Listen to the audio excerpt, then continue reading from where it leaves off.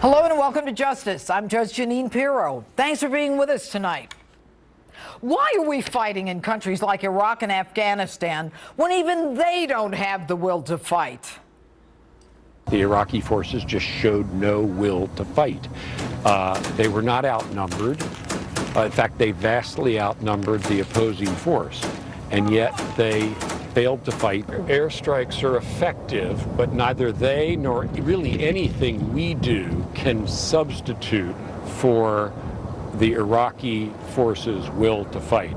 But we can't make Iraq run as a decent place for people to live. We can't sustain the victory. Only the Iraqis can do that. Now, I'm going to shock you tonight. I believe him. Finally, someone in the Obama administration who tells the truth. But then again, we've known for a long time that the Iraqis don't have the will to fight. A year ago, they dropped their weapons, they abandoned their vehicles, they even dumped their uniforms as soon as they saw ISIS coming. And even then, when there were only 800 of them. Well, surprise! After yet another year of training and $9 million in U.S. military expenses a day, last week they did it again. And here's the rub. Every time they drop their weapons, ISIS, the sworn enemy of every one of you, gains military equipment to use against us. No, I'm actually surprised that no one's come up with a great idea that it might save American lives and civilian casualties to just cut out the middleman and ship the stuff right to them. So what are we doing there? First, it was weapons of mass destruction, and then it was to bring them democracy. I've got news for you. The fighting has been going on in the Middle East for thousands of years. It's about religion, who's holier, who controls what land. And many of those fighting in the Middle East are willing to martyr themselves for Allah. They want to create a caliphate. They're determined to expel the infidels. So you tell me where democracy fits in this tug of war. So if this administration, though, were to be believed... Our objective is clear. We will degrade and ultimately destroy ISIL. Mr. President, with all due respect, I told you a year ago what you need to do. Bomb them. Bomb them, keep bombing them, bomb them again and again. And I don't care how long it takes. Just take out ISIS, take out their convoys, and take out those troops. Now, how do you degrade and destroy the sworn enemy of the West when you fly drastically fewer missions per day than in past conflicts, when less than 25% of even those missions actually drop a bomb? The problem is they're now coming for us.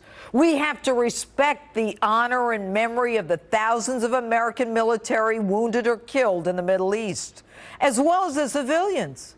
But make no mistake, Iraq as we once knew it is gone. There's no real government. The military clearly can't function. The land is run by militias, and like Afghanistan, tribal allegiances rule.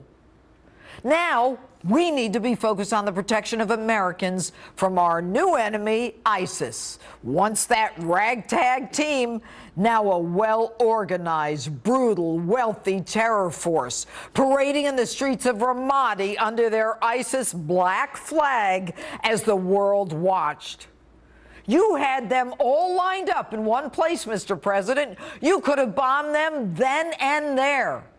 So much for your intent to destroy and degrade. But then again, it's not all bad news. You should feel good. Remember those 5 Taliban commanders we traded for that so-called deserter Bergdahl? Their travel restrictions are set to expire within hours. I suspect they're on the phone right now with their travel agents. But the White House isn't worried. They've got it covered.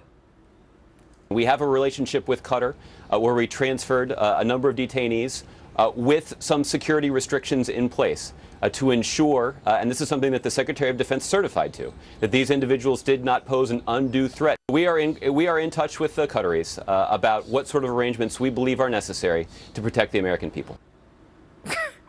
Now there's a guy I don't believe. You want to protect the American people? Why the hell did you trade the Taliban 5 in the first place for a deserter?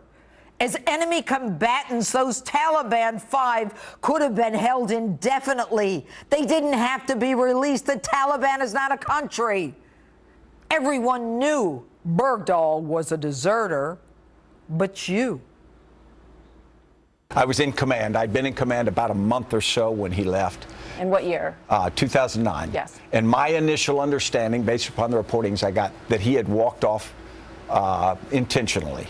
I do not know whether he had walked off to be picked up by the Taliban or just walked up. But, Mr. President, you couldn't wait to run out to the Rose Garden with your arm around Mr. and Mrs. Bergdahl, as Mr. Bergdahl thanked Allah in the Rose Garden.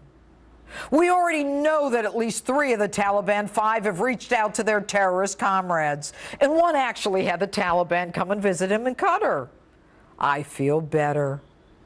So back to my original question, Mr. President.